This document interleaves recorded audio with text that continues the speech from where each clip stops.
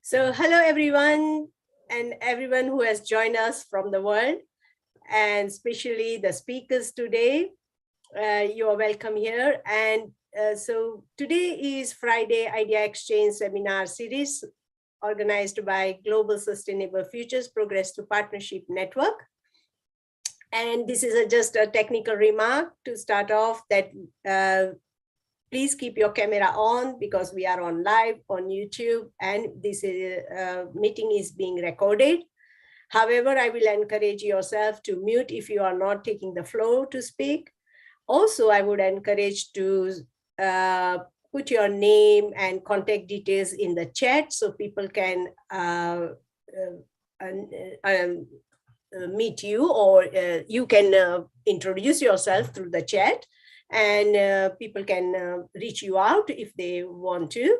And remember that this chat will be recorded and also sent to the network. So everything is recorded today, and I highly appreciate your support with that. I also would like to thank UCEM, University College of Estate Management, who provides us this Zoom platform to conduct our meetings.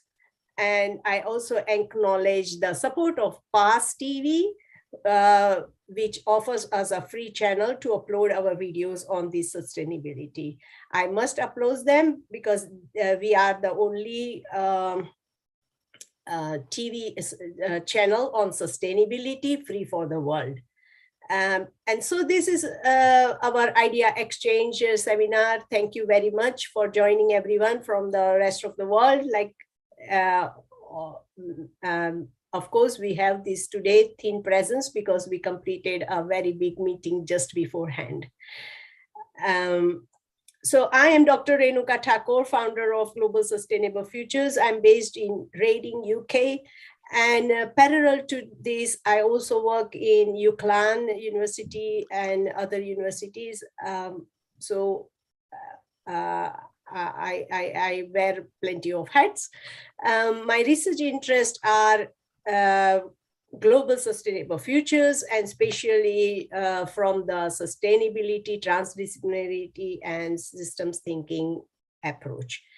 And this seminar especially focus on inviting people who have this interest, who want to share their practices and policies and any other business related to sustainability going forward, or how we are shaping our sustainable future. So it is all about co-creating sustainable futures, and everyone is invited to take part in this. And so if you want to speak on this platform, please approach me and I would be glad to have you. Global Sustainable Futures support the goal of the month, UN goal of the month, which is this month, SDG 14. And especially it is important, the goal 14 is a life underwater. And it speaks all about our ocean, our water, and our blue planet. We know that we have 70% of Earth's surface covered by the oceans, and 3 billion people, that is approximately 40% of the world population, depend on the marine and coastal biodiversity of their livelihood. And of course, there is a global emergency. This is a call for global emergency because there are adverse effects on the ocean and marine life. There is, due to climate change, there is a rise in ocean temperature, acidification, deoxygenation, and sea level rise.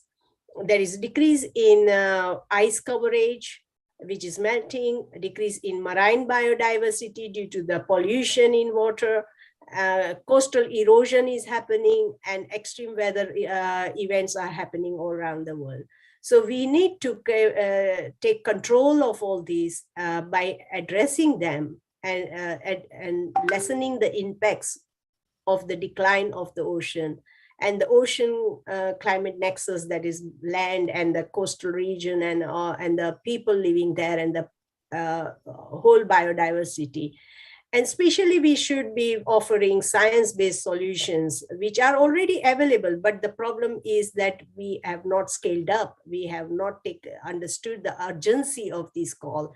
And therefore, this call is very important, that we understand the urgency and bringing together, collaborating with people who know that, who have that solution, and how to implement within your own context and your own community. And therefore, this call also advocates conferences, global dialogues, worldwide education, training, digital tools, etc. And that is what we support. So please, there is a link I have attached to this page where they have published the goal of the month. Please have spend some time to look at them. It is really important that we are at least aware of what is happening. I'm very proud to say that we have 1,700 coordinators in 133 countries. And the coming opportunities, we have a meet and talk events, especially supported by the Climate Savers, where we will be talking about very specific area, on very specific area, bringing practitioners, researchers, and policymakers, and the investors, and whoever are the relevant stakeholders on that topic, and discussing them. It will be on a different platform, and we are having 4 episodes this year, starting from July and ending in November, just before COP. So I would like you to, I have put a link here. If you are interested in giving a talk, please go there and see if you can contribute to this, our seminar series, a separate one. We also have a topical collection going on, which is the role of education in the implementation of UN Development Goal, and how, so the call is like how sustainability education influences consumption and production systems and contributes to achieving sustainable development goals. So the deadline has passed, actually 31st of May, but we have increased it. I forgot to update here. It is now until 31st July. And so anyone interested in putting a proposal or an paper, you are please welcome to do that. So now I will call upon our esteemed speaker today, who is from Australia. Jordan, welcome to this event.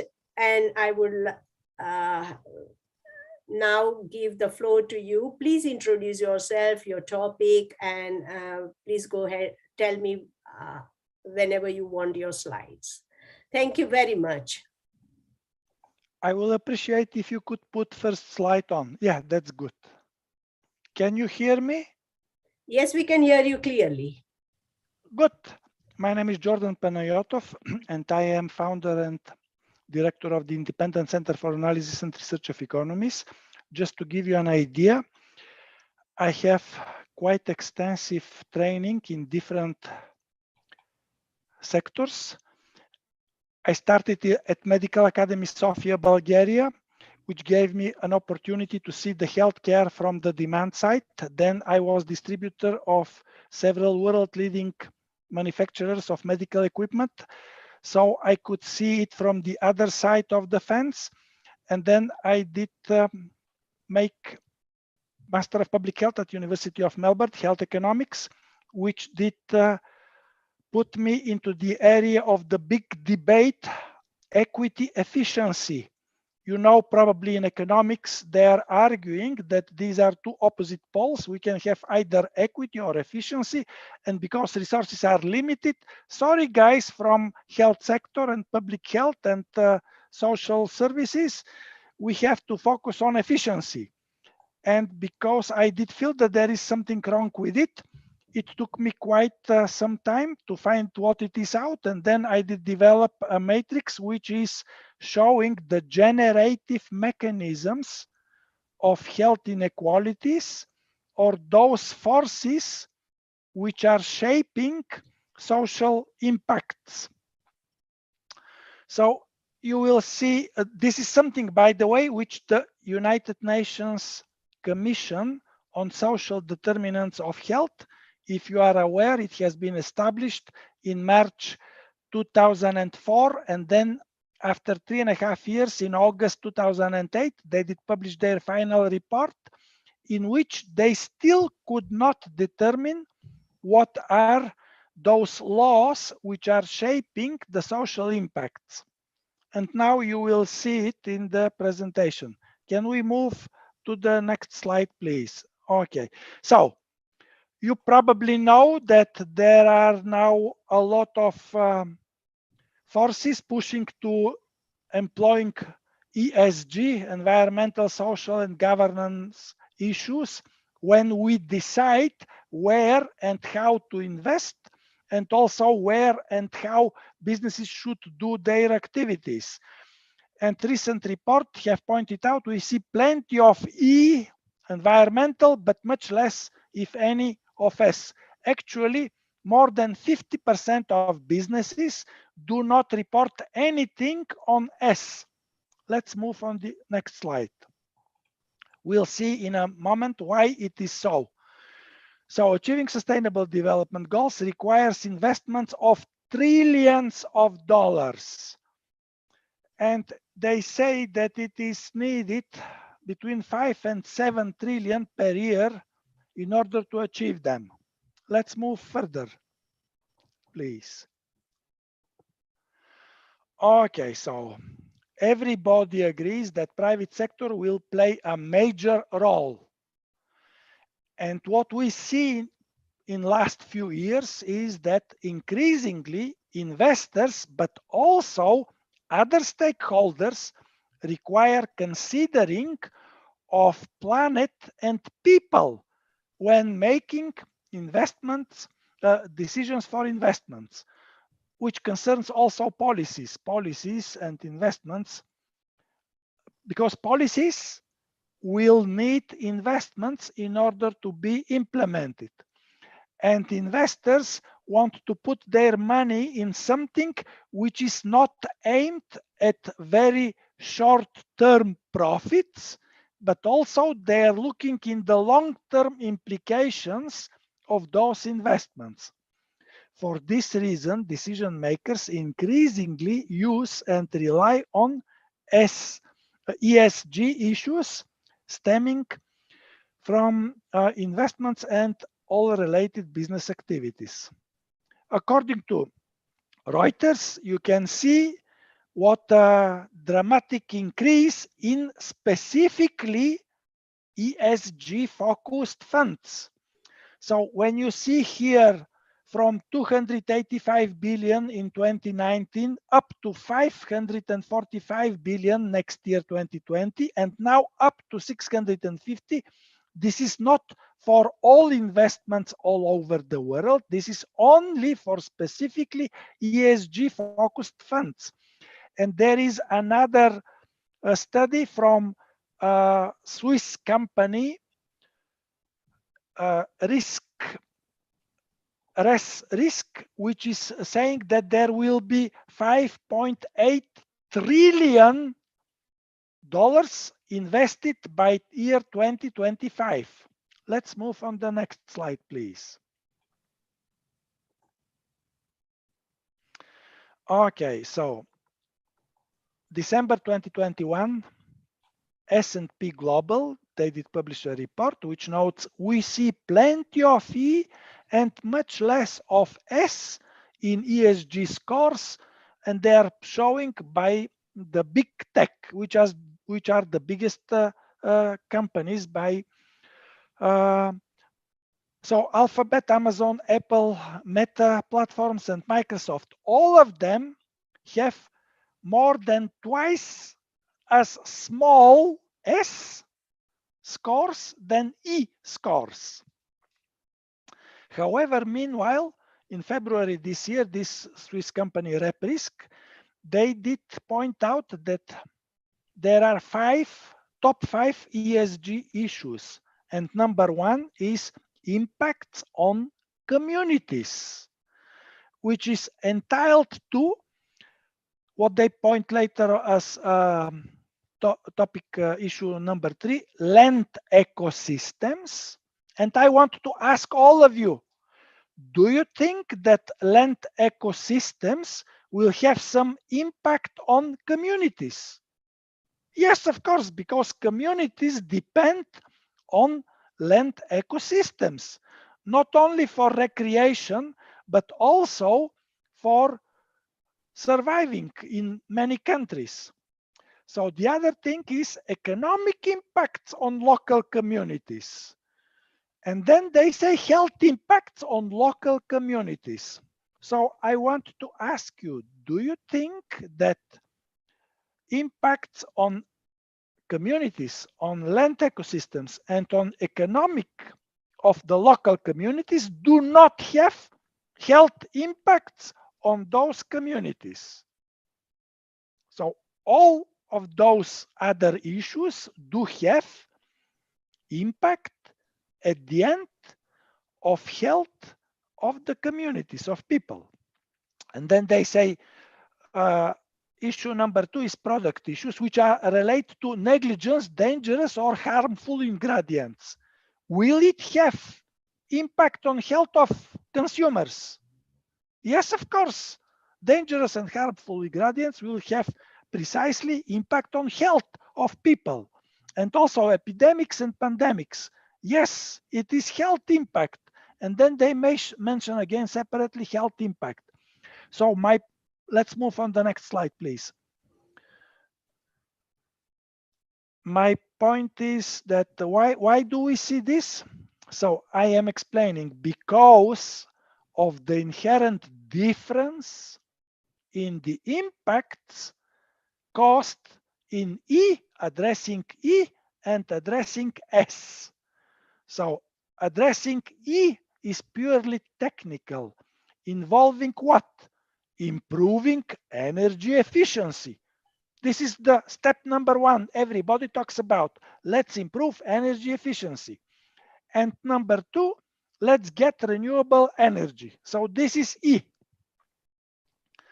Now look here. Impacts in both those actions are immediate.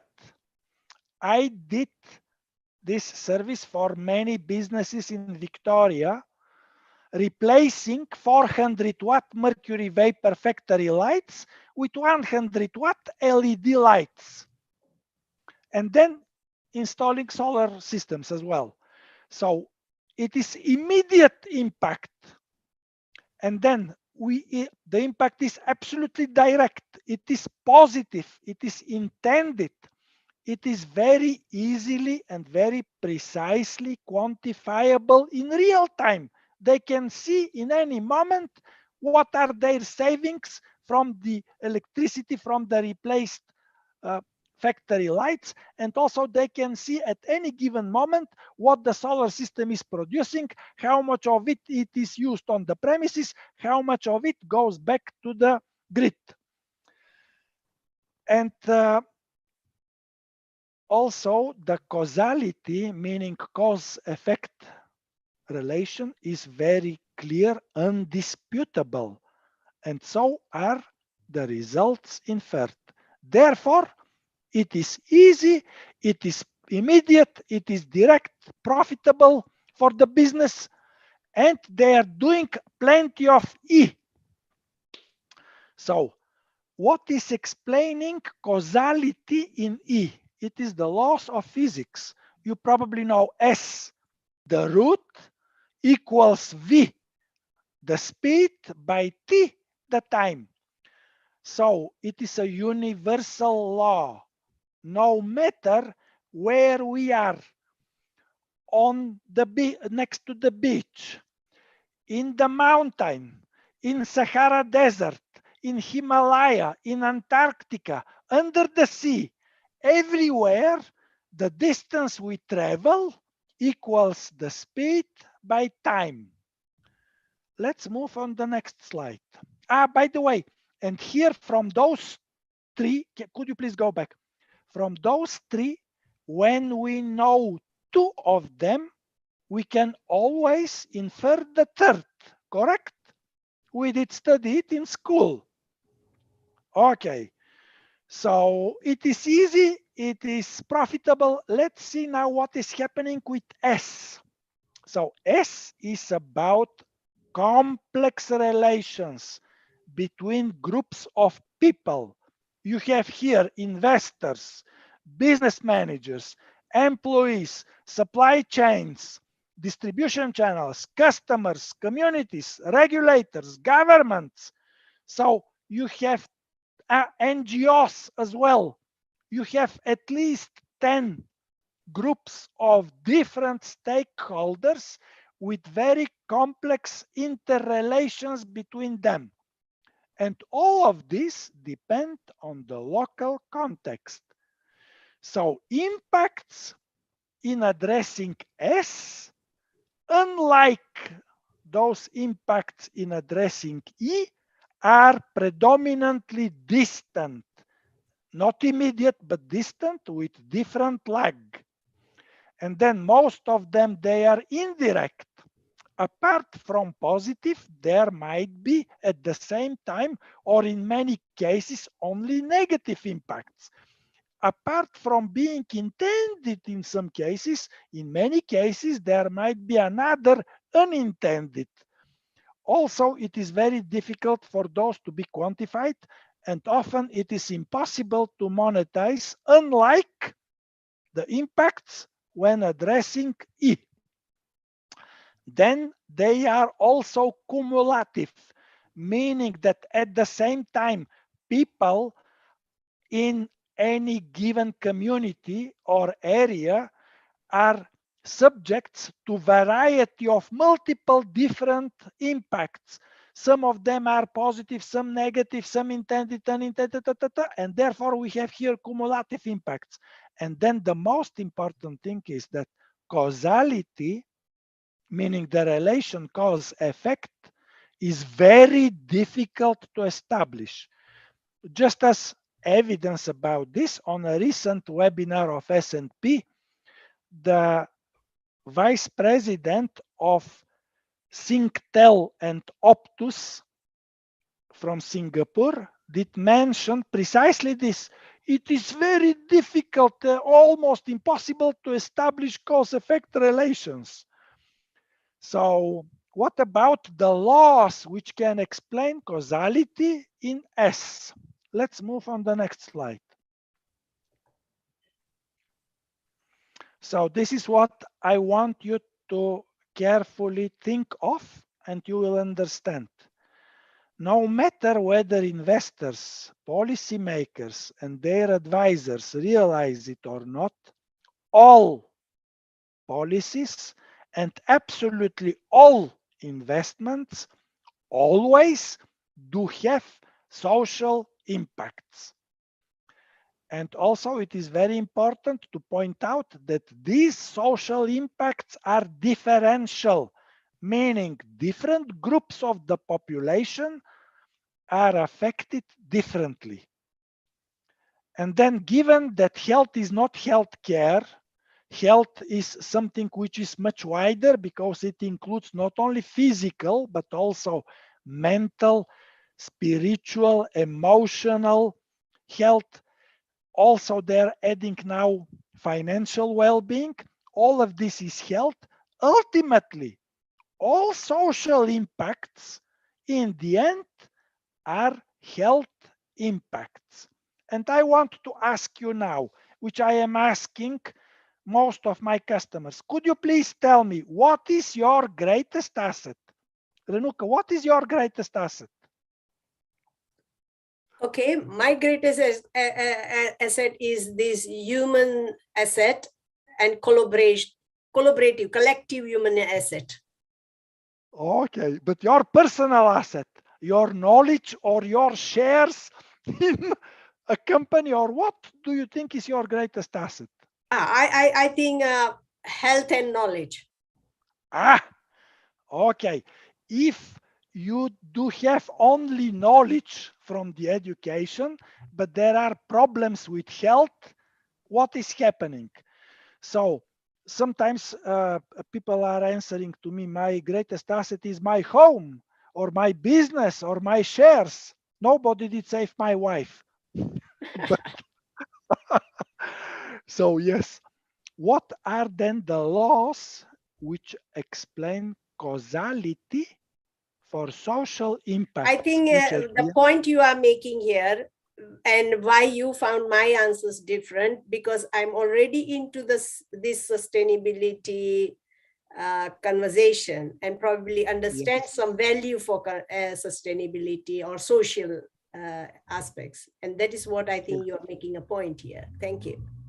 Yes, but I am very happy that you are already into it. Yeah, not Okay, many of them are there. So of course, this is very important. Thank you. let's move to the other slide. So here we can see a superior tool for assessing impacts on health, which are caused from social impacts, from different investments or policies in addressing all SDGs. So from statistics, we know that populations have normal distribution, which has bell shape, correct? Yes, those who studied statistics, they know. And this bell is determined by two parameters, mean and the standard deviation. So average health status is the mean, and health inequalities are proxy for the standard deviation. And then the greater the standard deviation, which means the greater health inequalities, we have what? More spreaded bell, which is more flattened, correct? Yes. The lower health inequalities, we have more narrow bell with higher mean, which is the average health status. And then, as I did mention a few slides ago, any investment or policy will have social impacts, which at the end have impacts on health of population. And then we can have people can be, when I did speak about the distribution, the differential impacts, it depends on the distribution of the benefit. And then we have people who are better off or worse off. On the left-hand side here, you can see what are the impacts in terms of distribution of the benefit. There are 8 different combinations and one more 9 when there is no difference. And then on the right hand side, you can see what is precisely the impact on population in terms of impact on the mean and on the standard deviation. So the bottom line is that each and every single case on the left hand side leads to precisely one outcome on the right hand side. Let's move on the other one because there is no time to give an example for illustration. I was, Renuka and all the other listeners, I was extremely happy when just a couple of days ago, European Commission did put the very beautiful law. They are now putting a policy that they will implement, they will ask manufacturers of electronic devices to provide one common charger for all electronic devices. So just imagine how many electronic devices you did purchase in the last few years. How many of them did have different chargers? All of them. What is the point to have different chargers? You have enormous waste of resources, not only of materials, but also energy and labor. And at the end, most of them are in the bin, which is contrary to what the whole planet and humanity is trying now to achieve. So with this policy, let's see what are the differential social impacts. Say that for sure, the only one who benefits from this, from the existing situation, are the manufacturers of different electronic devices, because they hike up the price of simple cables, which instead of, for example, when I have to purchase something, instead of $2, I am paying $22 for a simple cable. So only they do profit from the existing situation, which is causing, once again, enormous harm to the planet. But also there is an anxiety for the poorer one is more of his or her income they have to put for getting an extra charger for the new latest device which they have purchased. So when they spend money for things which they cannot spend, it is reducing their disposable income. When they have reduced disposable income, they have less money to make healthy choices. If you want, you can see my previous presentation at the Global Social Futures Network from 11th of February, which is very, very informative and provides more details on this. How social impacts at the end accumulate like health impacts. So therefore, I am saying the common sense has prevailed and the European Union got things right. It will be beneficial for people and for the planet. Let's move on the next slide, please. So yes, this policy is fully in line with Panayotov clarification. And just to give you an idea, Panayotov clarification solves the problems stemming from Pareto optimality for efficiency, which says that from any policy, we will have winners and losers.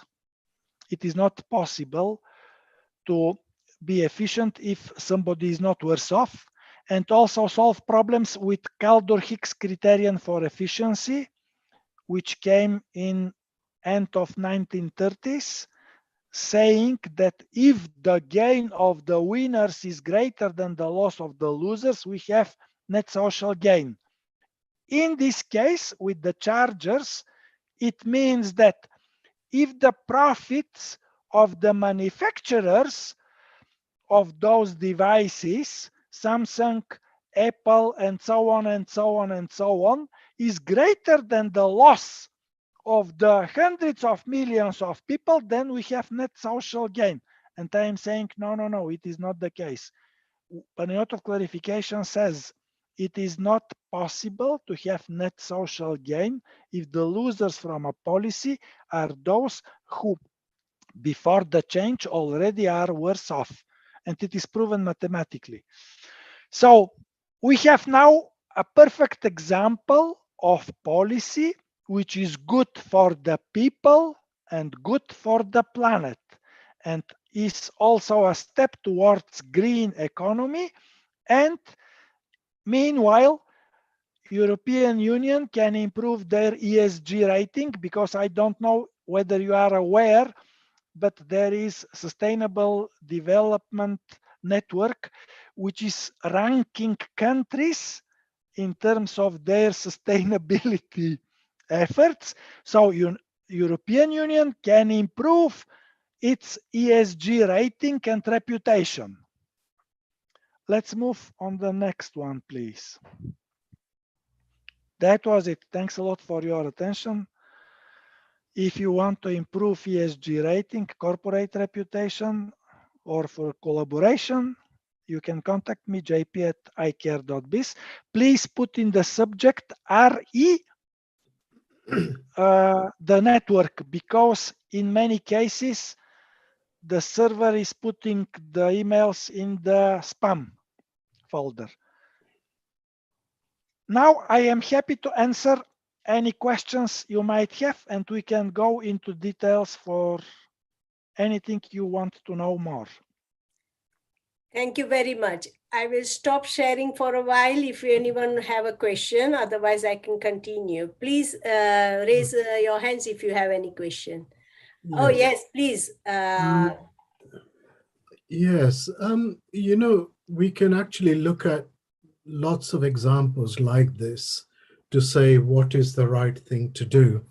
But overall, we know that the environment is actually deteriorating. I look at the energy utilization, and I followed the COP26 last November, and I followed what the ESG issues were as well. And Mark Carney was actually the person who was actually following up on he was trying to get all the fund managers to actually look at ESG. And I think it's not so much E or S, but it's the governance of private sector, which I think is the all important thing, because sustainability means different things to different people. You need to bring in system dynamics consideration if you're going to consider all of these interrelated impacts, because all we do is actually look at all of these issues in isolation in an empirical way. And I, as a scientist, I'm actually very pessimistic about the future. I don't think we have any solutions at the moment. We can have, but I don't think we're on them. Okay, can I tell you? I will tell you. So if you think for a moment, what actually governance provides, it is another way of quality assurance system, because they say this is what the procedures should be.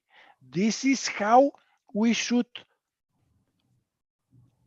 make sure that we are doing the right thing the right way.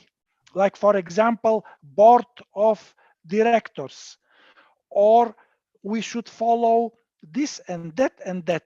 So governance is playing a role as a quality assurance system, but it is not enough to address properly the right issues, because if they do not know what the impacts will be of the actions that they are pursuing, then how they can be sure that they will get the result they wanted?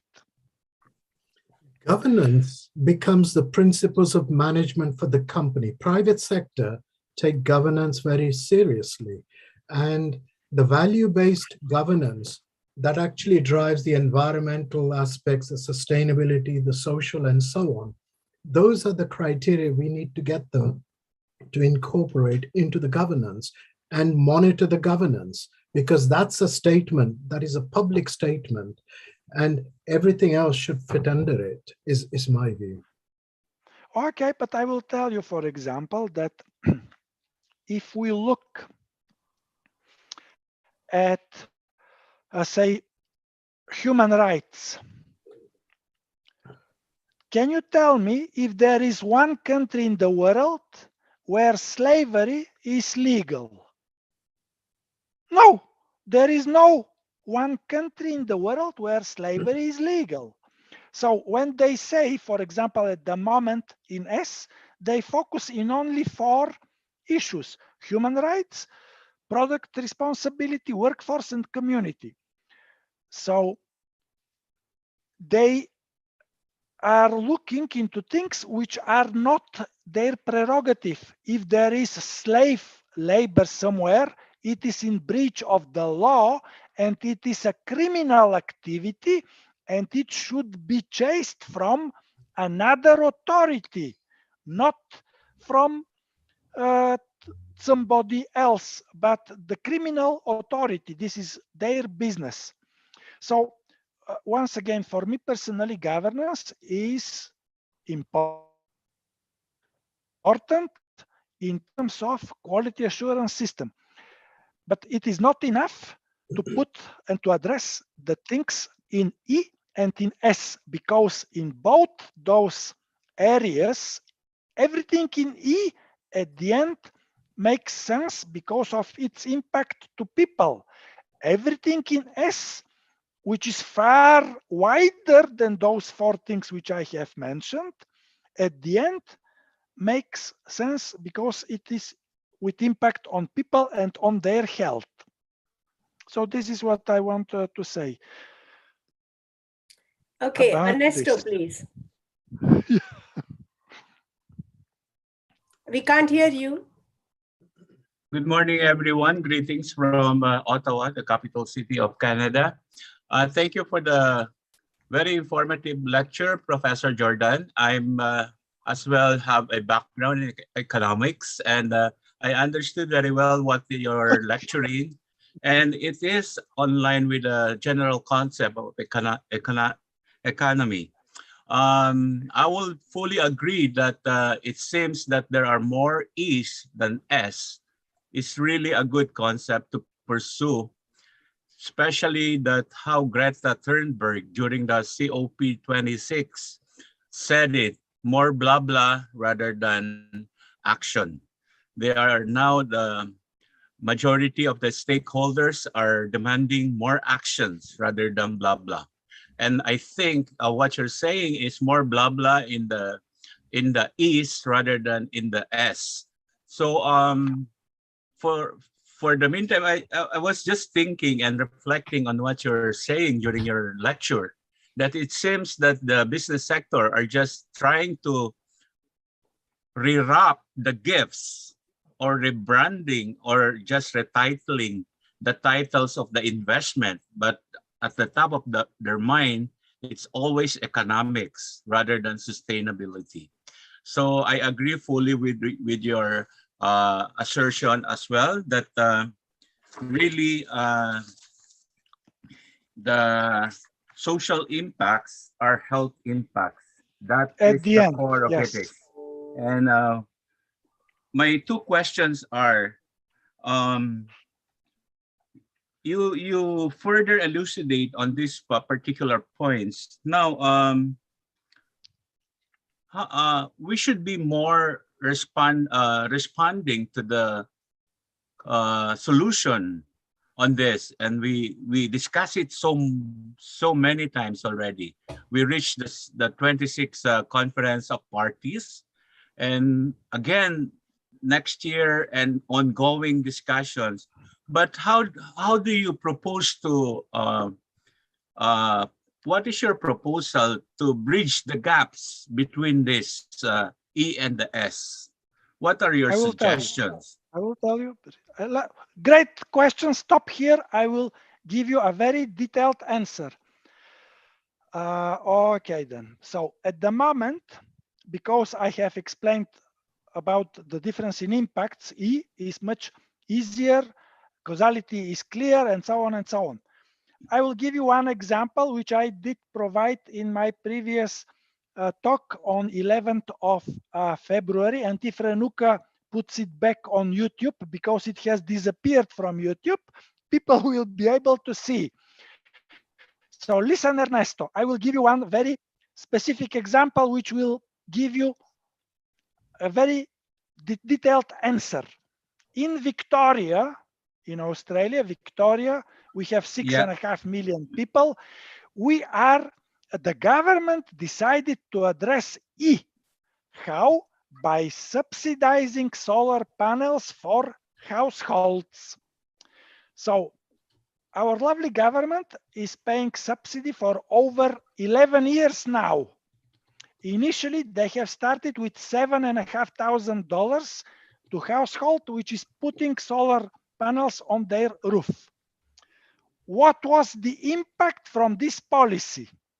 I spoke with a top public health expert in Australia, one of the very, very top public health experts, and I told him the result of this policy will be growing health inequalities.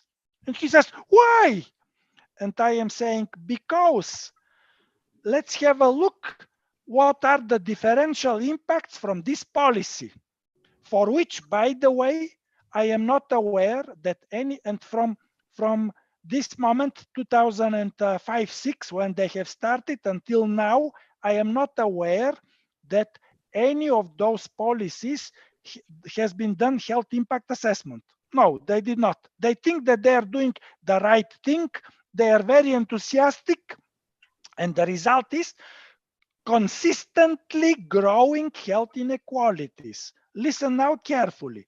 I told him, because if I am a renter, I am worse off compared to the owner next door, correct? Yes. Next door, he owns a house. I am a renter. Then, because he is better off before the intervention, he gets the subsidy of $7,500 initially. Now it is down to $3,500 because the systems cost much less. But also now they are offering them interest-free loan. So another incentive for them. So I am getting nothing. My neighbor is getting $7,500. Then what happens is that electricity providers notice drop in their profits. Even if there is a population growth, they see a relative drop in their profits, which they fix the easiest way. How? By hiking the price of the electricity. And then I am 3 times loser because I was worse off before the intervention as a renter. Number 2, I did not get subsidy for solar panels.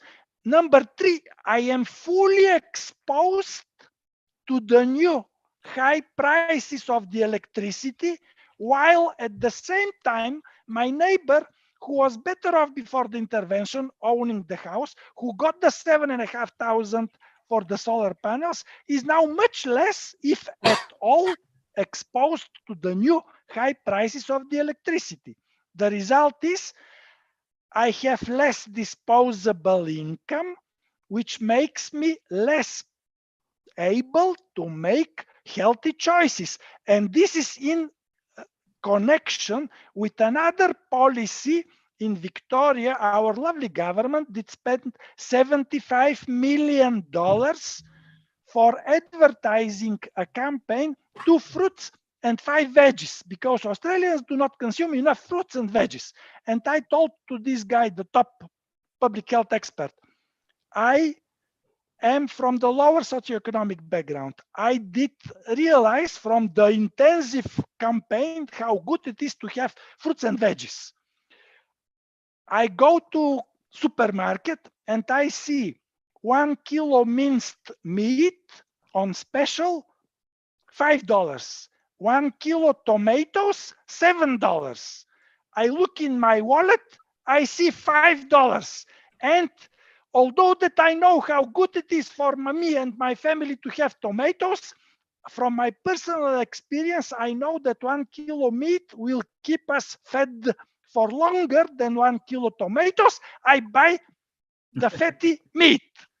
And then because I am buying this fatty meat next month and next month and next year, I am getting with cardiovascular problems. I end up in the hospital in intensive care unit, and I cost you, the government, tens of thousands of dollars.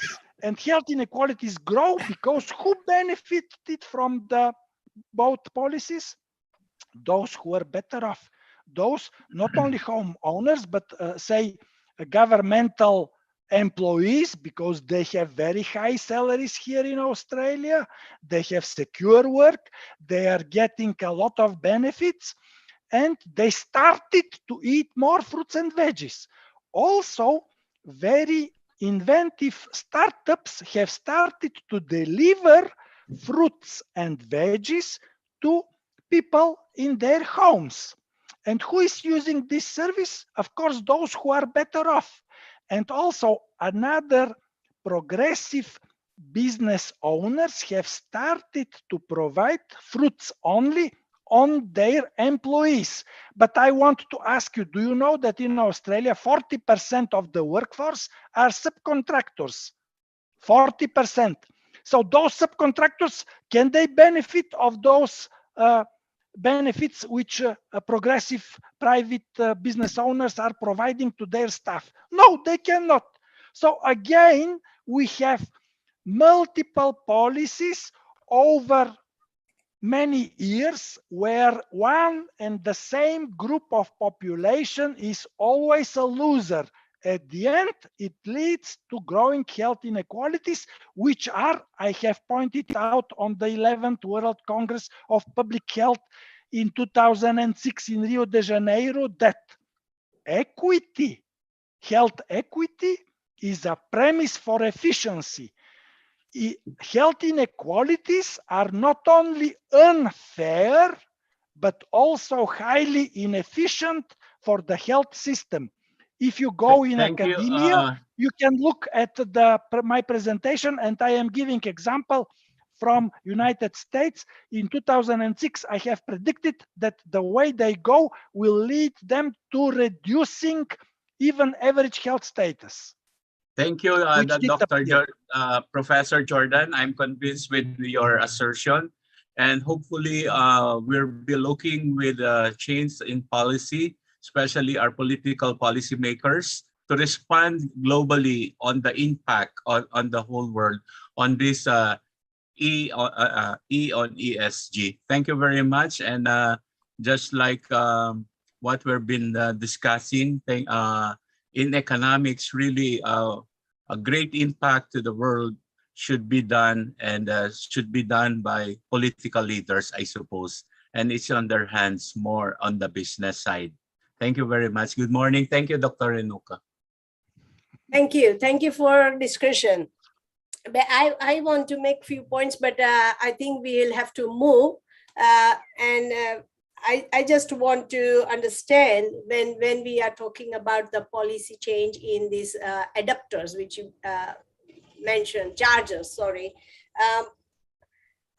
I feel that currently we are advocating for the diversity in businesses. And when we are talking about moving all the chargers off and getting a new charger, actually at the moment when we are buying any equipment, we get the charger with it. So it is not costing us extra. Now, when we are going to have just one charger, it might happen that all the manufacturer would say that, okay, you go and buy your own charger because it is only one. Then the customer has to bear the cost.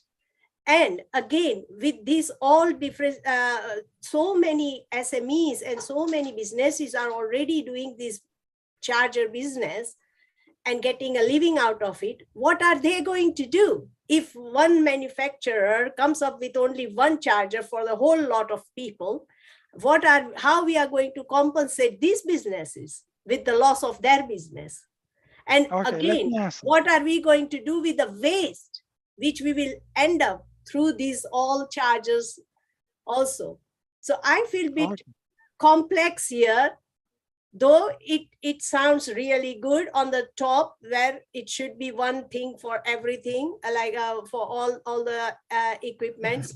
but certainly it has so much economic impact and also social impact, because just now all the people, all the small businesses who are manufacturing different chargers here and there might be wondering, what am I going to do next? Okay, let me then answer. Can I? Listen now. What you have said, that with any device you are getting a charger, it is something from the past. In the last couple of years, all new devices are sold from the manufacturers without a charger. You can buy it separately. This is what happened with me with my new phone. So this is number one. Number two, those businesses which are making the chargers are the same, exactly the same for all different manufacturers of different devices. You have few businesses which are specialized in making chargers, and they make different chargers on orders from the manufacturers of the different devices. They will not become without a job because they will continue to make chargers. However, they will reduce the number of chargers of different designs of chargers they manufacture, which will improve their efficiency because they will produce the same number of chargers with less designs of chargers. And also, I will give you another example with printers, laser printers and other ink printers. Have you noticed that when you, I don't know how it is in UK, in Australia, you purchase a printer, it is a ridiculously low price. You use it, you need to change to refill or to change the cartridges, and then a set of cartridges costs as much as a new printer. So I did it once, but then the next time I throw away a properly working printer and I did purchase a new one because it was better than the previous one. So there are a lot of tricks with the manufacturers of these devices, which have the number one goal, increasing the profit. They do not think about the planet. It is full hypocrisy from especially manufacturers of printers, what they are doing now. So this is it. And you know that when something disappears, another things appear, so people can move from one to another. Thank you. But there are many cases, I would say, just as a printer, like because we moved out of few things in printer, well, for UK, it is something like when a printer supplies us a printer, he is committing to the whole life cycle process, or like throughout the use and operation, they provide services. They even collect the cartridges, they even give the services and so on. So it is something like a whole life contract for printer, one printer buy, when we buy printers. However, it is not the case for one-off printer like if individuals buy, but for businesses, it is something like that. Anyway, but I feel that there are still things to be looked at when a policy is, of course, as you said, and especially social, because the loss of, when there is a loss of design and loss of manufacturing any product, it definitely impacts the social life of a people because they are based on that product. And also when you are talking that, okay, one thing will disappear, other things will appear.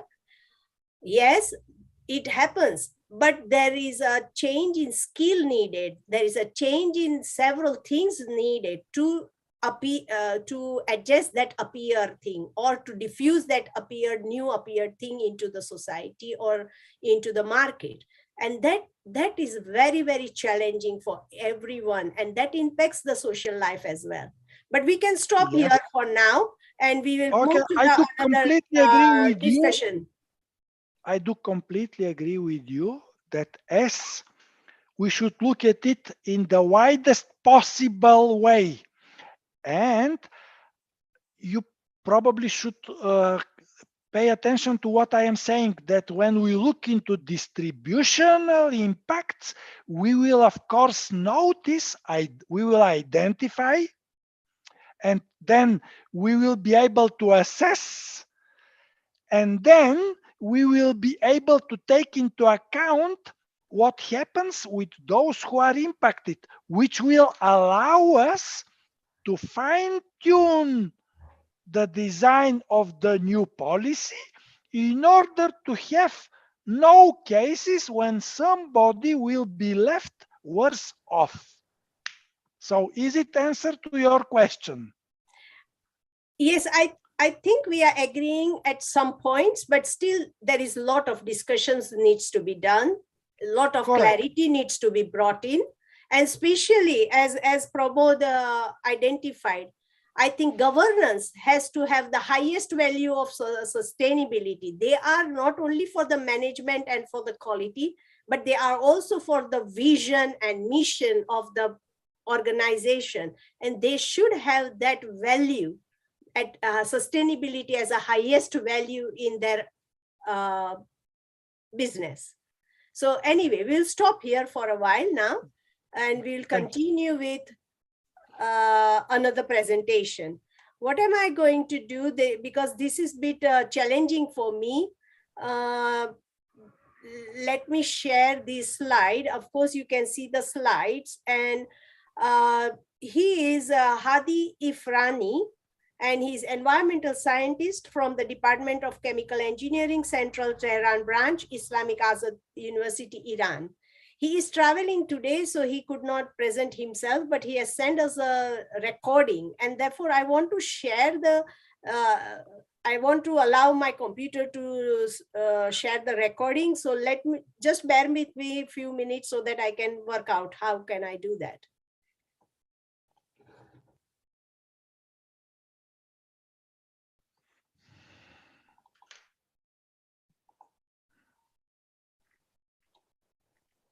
Okay, can you please confirm that are you seeing the slides? Yes, I can see. Okay, okay. Yes, Thank yes. you. Thank you. And let me just play this video and see if In the name of God, my name is Hadi Ifrani, environmental scientist, Department of Chemical Engineering. Can you hear anything? Yeah, a little, Dr. Renuka. You have to adjust this under on your Yeah, the system. problem is Volume, yes. increase the volume. Yeah, I can't do that. That's the problem. Let me just see if I can try again. It's on the Zoom setting. Yeah, I Not will on- try. Yeah, I will try that.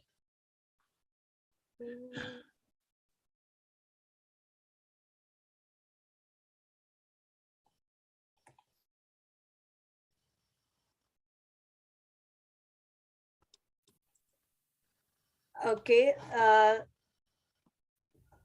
Adhesive, which is related to the environment. Yeah, very good. Yeah, now it's going good. Thanks. Derived from adhesive-based materials, which in a state of peroxiding waste material, I was able to convert into glow and use adhesive materials for 3D printers themselves, whose quality is better and environmentally friendly and can be considered an innovation in the environment. It is also renewable, and I am proud to have produced and material that meets the world standard in every way. With the advent of the 3D printing industry, the need for high quality materials and adhesive that in addition to being of high quality due to the use of chemical and also prevent the risk of respiratory problems.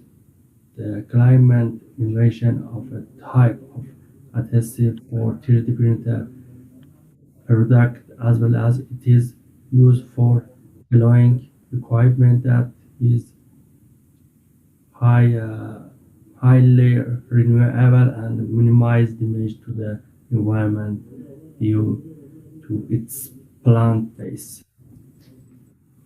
It is also recyclable due to the fact that it has high quality and reduce respiratory damage. Such an environmentally friendly adhesive actually contains several major components. This product is finally achieved. The product generally contains several major compounds, including polylactic acid, PLA, chloroform. This product generally elements the usability of 3D printer and achievements and removes problems for its raw materials as well as being renewable.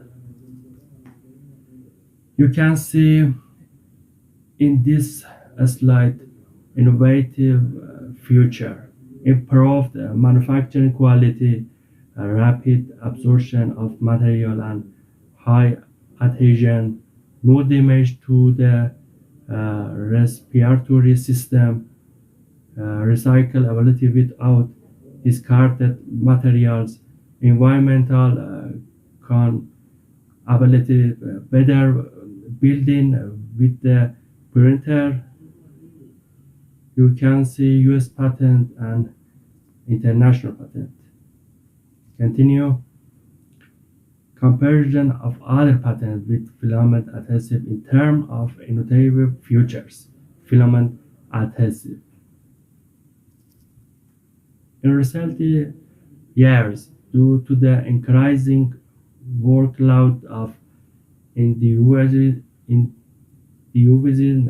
society, social life has led to significant improvement in product yields.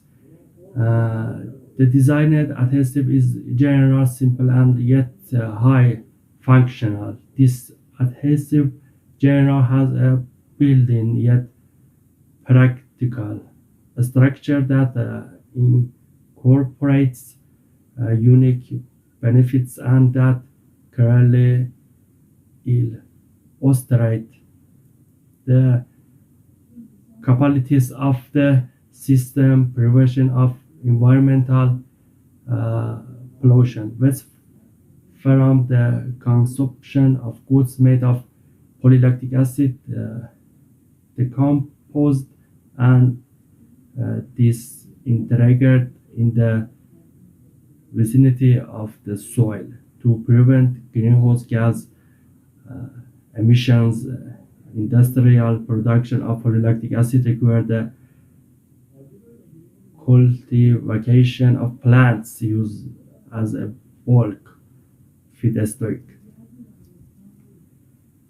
Adoption of two living tissue raw materials for the production of plant lactic acid in packaging applications do not transfer to packaging goods, especially food, chemical, and abnormal materials, reducing the use of petroleum resource in production of polylactic acid. Not only is oil not used as a feedstock, but its production process but also require less fuel. Using renewable source plants can be produced and recycled as raw materials for the production of polylactic acid. Each of these features alone can be a compelling reason to expand the production and application of polylactic acid compared to today's plastics. The advantage of this industrial application include the following: improved manufacturing quality, better building with the printer, environmental compatibility, recyclability with discard materials, no damage to the respiratory system, has the structure that conforms to chemical standards, rapid absorption of material, and high adhesion. You can see formula, PLA and chloroform, PLA temperature 25 Celsius degree and time 20 minutes, result filament yellow. You can see in this slide. Continue innovation patent, Australian patent, and gold, silver, and bronze medal in international invention and innovation show. In this invention, we were able to use the filament waste used as recycling as an adhesive for this 3D printer, which was an evolution in the field of environment and sustainable development and reuse of materials. You can see in this slide waste of recycle and 3D printer FDM. You can see in this slide result and high quality. Eventually, thank you so much for your attention. And my goal with this idea was to eliminate recycling in a 3D printer and in a state of producing recycling and waste from raw materials. I turn into glow for this matching so that I could use it as required materials in a state of producing recycling, and I am happy to do something for I did the environment and did not remove the recycling, did not produce waste. Thank you so much. Thank you everyone for listening. I think he has presented a brilliant example of what we can do, innovative example. And if you have any questions, I'm going to put his email address here. You can reach out to him to approach. Okay, so just give me a minute. I can put his email address.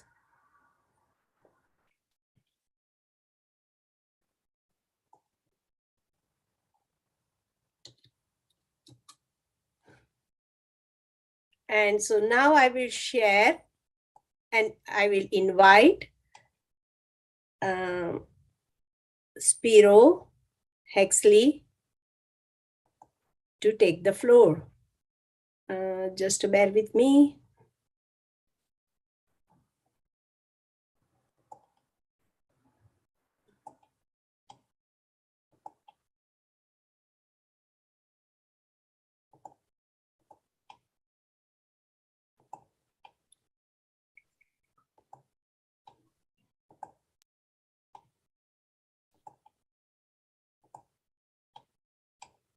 So Spiro Hexley, please welcome and please take the floor. And I would like you to introduce yourself and then please continue with your talk. Thank you. Thank you, Dr. Nel. Thank you, everybody, for listening to me. Do you hear me? Yeah, we can hear you clearly. Thank you. Can I share my slides myself, or? I'm ready to do for you if you want me to share. Yes, please. It's okay.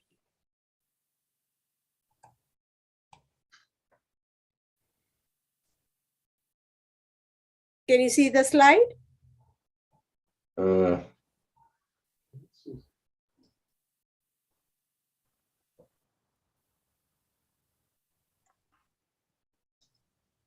I've shared the first slide. did you share? Yes, I am sharing the first slide.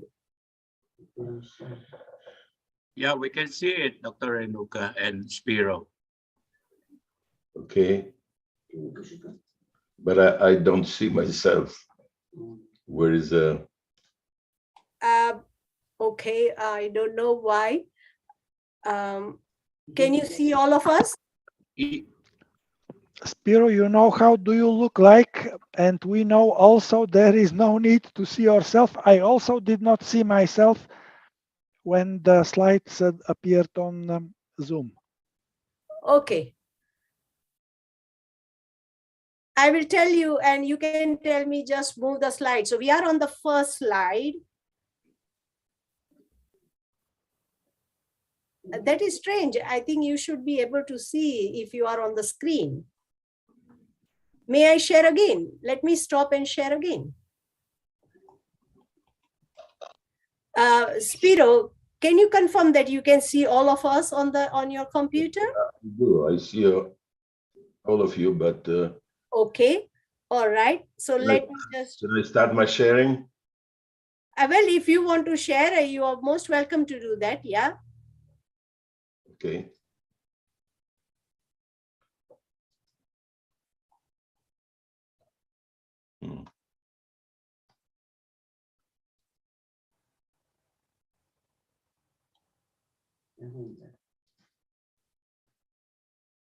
Hai che le trate tu at classes?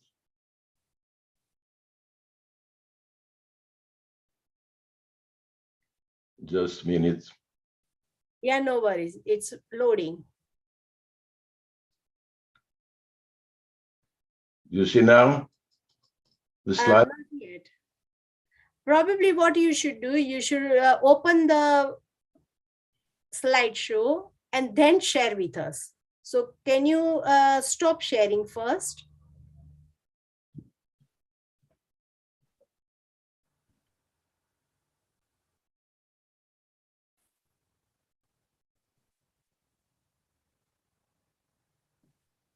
Hmm.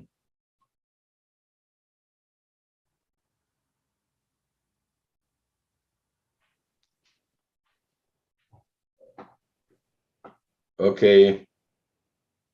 It has not stopped sharing with us. We are still viewing your screen.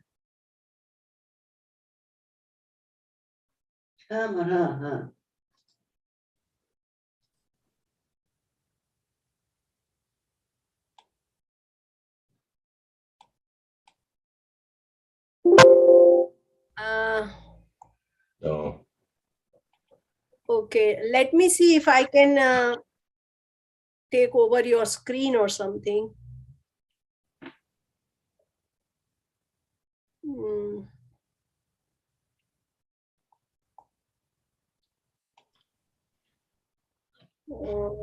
Let's keep going with you start sharing. Okay. Let me try and see if you can see the screen again now. Okay. And share. So can you see the screen now? Yes, I do.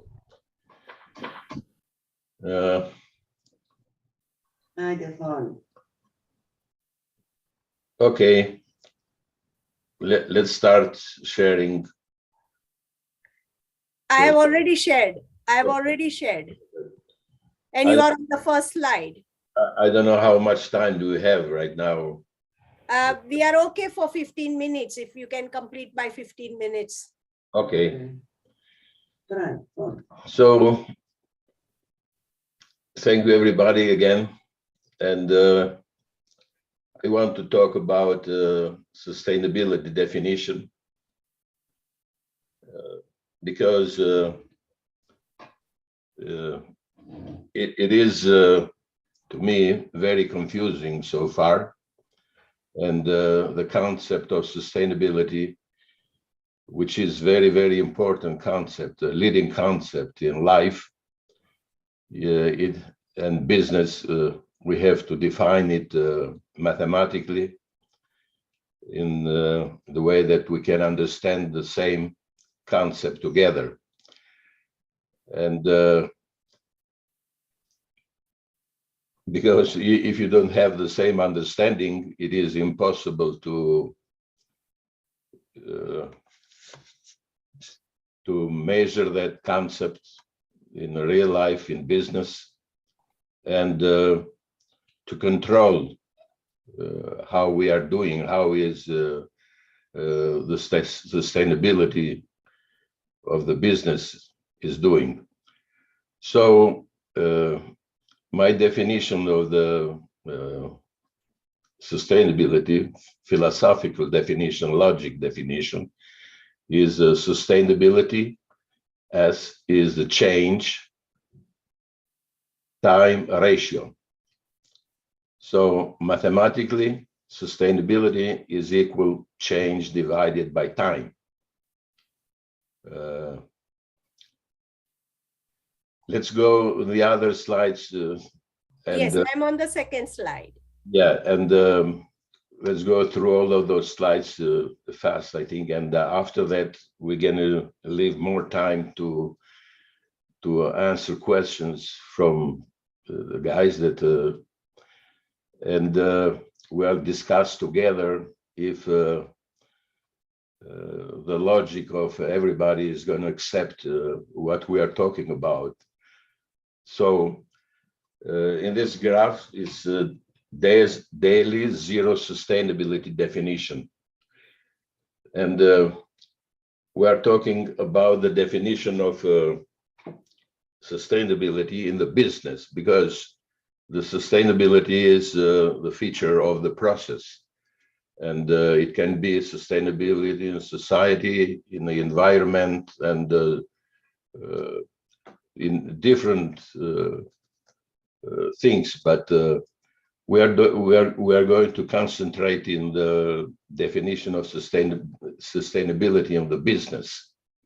So how the business is sustainable, or how we have to understand it first, and how we can measure that and control the business sustainability. So in this example here, we get wellness or quality of the business and the time. And if you see here, the sustainability in this straight line from day 1 to day 3, it is the same. The quality of the business, the wellness of the business, it is the same amount in day 1st and day 2nd. I mean, from time 1 to time 3. And sustainability, based in the definition that we just explained, is a change divided by time. Since the change, we don't have any change from day 1 to day 2. The change is 0. Divided by 1 day, it is 0 well per day. So this is daily zero sustainability definition. Let's see to the other slides again. And so I'm here on the third slide. Yes. So if you see the definition in Wikipedia, is sustainability is a social goal with 3 dimensions. Okay.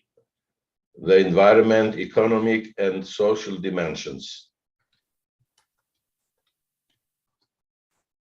This is how Wikipedia defines the sustainability in philosophical language. And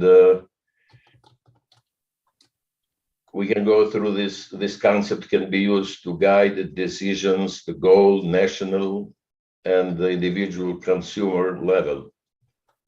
A related concept is that sustainable development, and on and on. Let's go in the next slides to see how Wikipedia explains the definition. It is it is in social, in environment, and economic. So we get sustainability, and where are intersected all those three concepts, they define the sustainability. So there are economy, in society, and environment, all of them together, it is the concept of sustainability. And there are three pillars where the concept of sustainability is supported based in the nowadays definition of the most of the people understand about the sustainability. But as we explained before, we have to see and to define the sustainability not together for three of them, but we have the sustainability in separately: sustainability of economy, sustainability of society, and sustainability of environment. In sustainability of the economy, it is included sustainability of society and environment. So that's why we are going to concentrate in defining the sustainability of economy, which is sustainability of the business. Let's see in these slides, we see again daily positive sustainability definition. So in this slides, you see that graphs, you see that the sustainability in day one is lower than in the day, wellness or quality of the business in day one is less than in day two. So in this case, we have positive sustainability. That means that change is more than zero. That's why the ratio between change and the time, one day, which happens this change, it is positive. So we are going to say that the business is improving since the sustainability is positive. And in the next slides, you can see that the daily negative sustainability. So the business is getting worse and change is less than zero. You see, from day one, we are better. The business is better than in the day two. So we have a negative change. And the change is less than zero. And the ratio between change and time, it is negative. That's why we say that this day, sustainability is negative.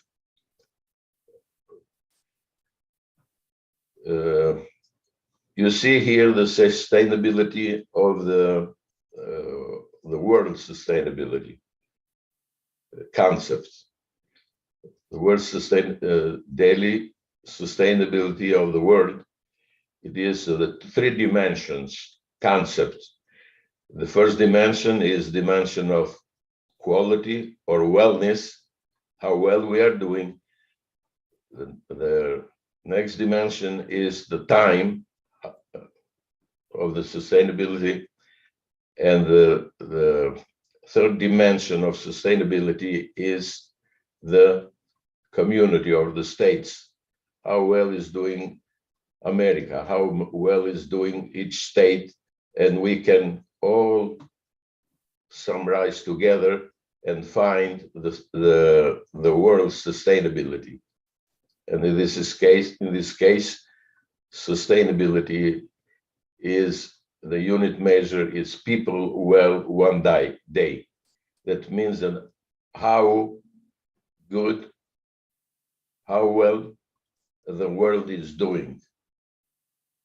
And based in this concepts, we can calculate. There are algorithms about how to calculate the sustainability for each business, for each state, and the sustainability of the world. So we can calculate the sustainability, and we can control the sustainability. And how that means that we can control how all the world is doing, all the population, all the world is doing, is getting better or is getting worse. That's the last slides that I wanted to explain with you. It is very dense, I think, and a little bit hard to grasp the concept, but that's what I wanted to explain to you, and I'm gonna wait for your questions and go in more details.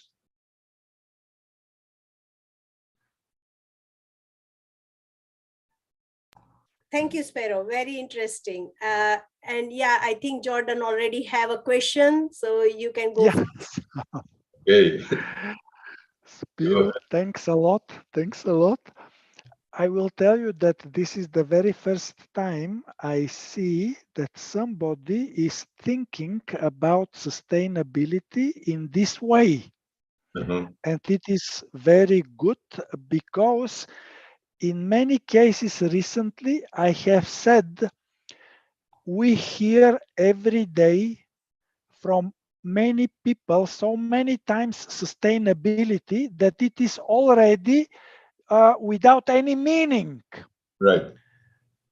So, and you are I absolutely do agree with you that we have first to sort out what actually sustainability is and what it should mean, so that everybody will understand it the same way and it will be used sensibly, not like in the moment.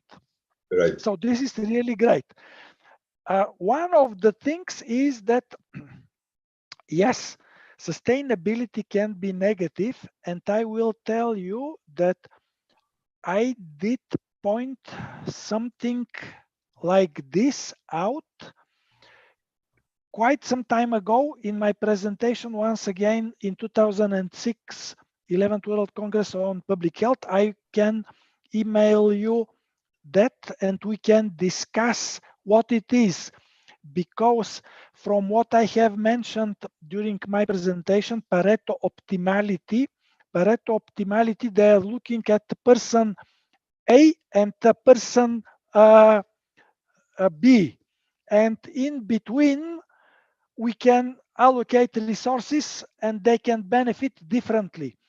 So I did put for the very first time in the world that we should look not in one sector, we should look in a circle where we have 4 sectors, because the sector which they're showing with Pareto optimality assumes that nobody is worse off, while actually you can have one of them worse off, or in the worst case scenario, both of them are worse off. So this is something which also we should keep in mind when we are talking about sustainability. And I will tell you another thing. The very definition in the Brundtland report for sustainability has one flaw, which they do mention very shortly in the report itself. And it is that they do acknowledge that you can have sustainable development when there is no improvement You Like see, for example, yeah, you see, Jordan, is we have to fix the language, to change the correct. language that we are talking, because the language is very confusing, and we talk too many words, we use too many words, but we don't understand the same concept.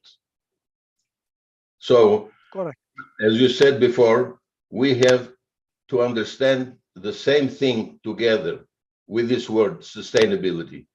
And I said that define that mathematically, you know, because the mathematic is the best way to explain the word. The language of mathematics is some people, Unequivocal. it is the language of God, you know, Yes. language. And as you, my background is mechanical engineer, and we as engineer, we use the design, the graphs to explain the project.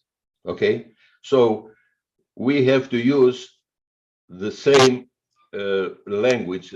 The mathematical language is the only way to explain this concept, which are very abstract in the high levels, and otherwise it is impossible. So the formula, the equation of sustainability, as you said, it was equal sustainability as equal change divided by time. So based in this equation, which is measurable in the business or in economy, not in social and Yes. life, I mean in the other, but in the business, it is measurable, this concept, because the concept of change is mathematically defined too as the difference between quality. Change equal Q2 minus Q1. So in the previous presentation that I did in 15 of this the last month, which is in YouTube, we talked about what is change, what is quality, what is wellness, and all those concepts. So based in this concept is included in the system of other concepts, sustainability. So they are mathematically defined. As we have the elements in the table of elements, we have to put the words in the system, in the one system, that we have to understand the same language, the same concept. Correct. Correct. Otherwise we can't. So Yes. This concept is included in the system of other concepts, which is Yes. in different levels, and we can use those equations, and we can calculate those based in these equations, and we can find, let's say that yesterday, I mean, the sustainability of the business was 0.0005 something well per day that is measured. Mhm. So it is measurable, and we can see how we change, and we can correct our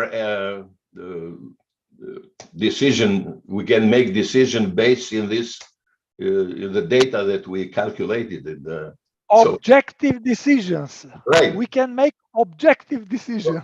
Decisions, because there is number there, you can see. Evidence-based decisions. Otherwise we can't. So let's say that we have to improve the business 0.0005 well per day, which is measured. That means that after 1 year, we are going to be 0.18 well per year better than we were a year before, and we can judge how we are doing and where we are going exactly. And the good thing is that we can measure sustainability daily. We can't wait. I mean, we can see day by day how the sustainability is changing, the sustainability of economy. And that means the economy is improving. And if the economy is improving, that means that the life is improving. So Stop here, because this is something which I wanted to ask you and you came to it. So number one, I do absolutely agree with you, as the ancient Greeks did say 2000 years ago. First, we should clarify the terms and then we will move forward. yes, But what I wanted to ask you is, and you did mention at the end, so I think that the very fundamental question should be for people to clarify and to agree upon. And this is, what is the ultimate goal for development? And this is improving the well-being, the right. well-being of the individual. So, but you say right, but nobody else, especially the politicians, are saying it. So we have to push them to accept that they should accept that the ultimate goal of development is improving the total well-being of all humans on Earth. And we now can measure that. That's very important. We can measure. And now you are, but if we do not agree on the common fundamental goal, we cannot move forward. And it is very good that you are showing a way how to measure it, because when we are talking about the business, we will ask the businesses to show how with their activities they contribute to the ultimate goal of development, which is improving well-being of all people. Yes, yes, Jordan. I totally understand you, and I am agree with you. Hello. But that's what we are doing. Exactly. I think we all are on same page at the moment. I will invite Ernesto to speak, ask his question. Sure. Yeah. Thank you very much, Dr. Renuka. And upon hearing the updated lecture of Dr. Cipiro, is one of the lecturers that I'm monitoring regarding the wellness thing, and it's a great improvement now, Spiro, because initially two years ago or a year ago, it has been improved a lot, and I would like to congratulate you personally on that. And with Jordan's lecture, I think we are all right in saying that there should be a definition of terms, just like in any research. We should have a definition of terminologies, because just like I presented early on Global Sustainable Futures, I am also studying in my postdoctoral dissertation the well-being and quality of life of people affected by the CSR, or the corporate social responsibility activities, especially the indigenous people in the ancestral domain.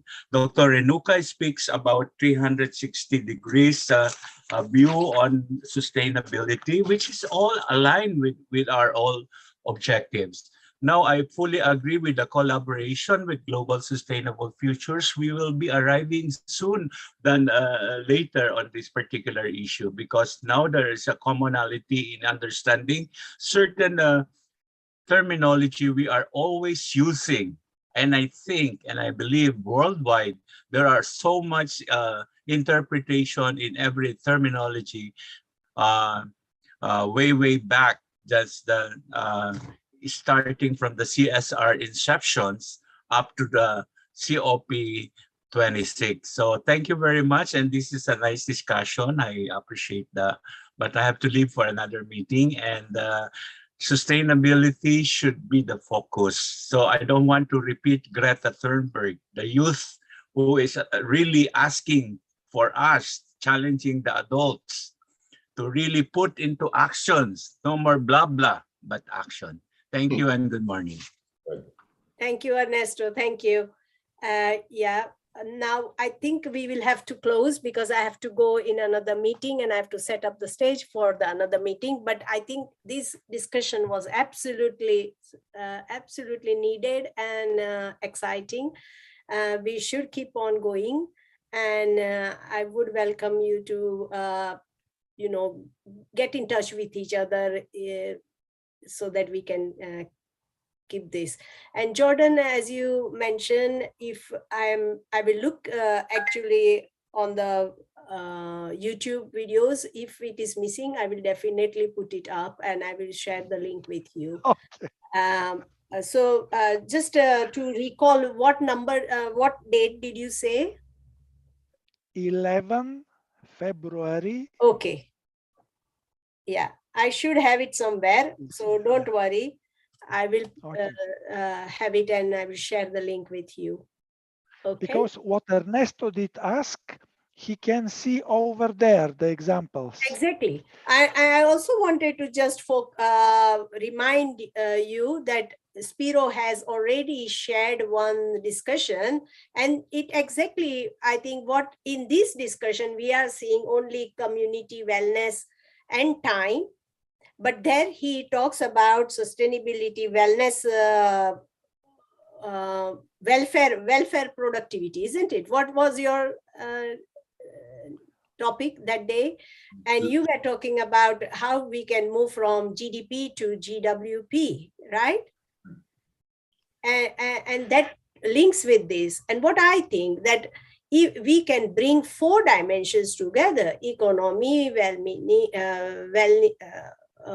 wellness, community, and time. And that is what we need, 4 dimensions together. However, you have internalized economy within the wellness, which you said that if we are doing economically well, then we will be well off in the sense of welfare as well. And the well-being is included everything. Yeah. And general welfare. Yes. As we explained before, it is the main law of the United States Constitution. Yeah. To promote the general welfare. To promote the general welfare, it means the positive sustainability, to have sustainability. And I completely agree with the dimension of time which you have mentioned, because long back in my PhD also, I have brought in the dimension of time. Dimension of time is very, very important, that how long we want to go on doing this. And of course, when we are assessing the change, when we want to know the impact, of course, time becomes so important there. It has to be included. It is. Yes. Any other comments? Just in a short time, I will have to. I wanted just to ask if you could tell me, Renuka, which day approximately did Spiro have this previous presentation? Spiro, can you remember when you did have previous presentation? It is in May 15, last month. Okay, I will have a look at YouTube. Probably it is there. It should be there. Again, I will check both of your links, and I will send out the email with that. Okay. Thank you very much. I would like to thank both of you and also to the other guys, Ernesto also, because I have to be very honest with you. It was one of the most intellectually stimulating discussions I have had for quite some time. It was a great pleasure to meet you and to discuss those things with you. Thank you. I think we are learning so much from each other. And this is the platform. That's why I think we are achieving some of the objectives of this platform. Thank you. Great. Thank you very much. Bye-bye. Bye-bye. All the best. Bye. Bye. Thank you.